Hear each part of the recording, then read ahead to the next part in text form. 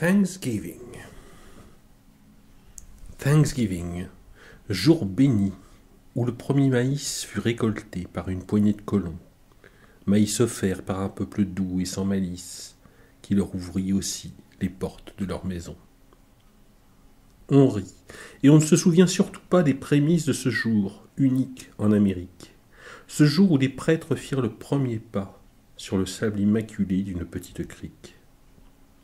On rend grâce au Créateur en festoyant, honorant les bienfaits qu'il fit sur terre. Tarte à la citrouille et aux noix de pécan, rutabaga et purée de pommes de terre. Il n'est plus question pour les indigènes d'accueillir les pèlerins fraîchement débarqués.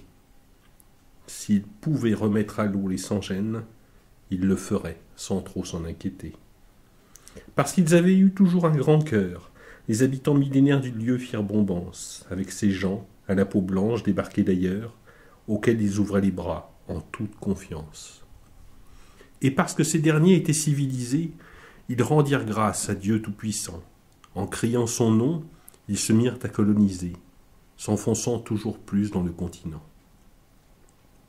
On offre une dinde et quelques patates douces, chantant l'amour de la vie et de ses créatures. Puis, c'est tout un peuple qu'on détrousse, au nom d'un roi qui vit au loin, dans les dorures. Encore maintenant, la fête veut célébrer le don que fit un seigneur à ses adorateurs, quelques fous fanatiques et assez timbrés pour traverser un océan inconnu en vainqueur. Thanksgiving, repas de connivence entre humains, comme beaucoup de fêtes populaires d'antan. On a dénaturé ton sens, perdu le chemin qui menait, en ces temps rudes, au cœur des gens.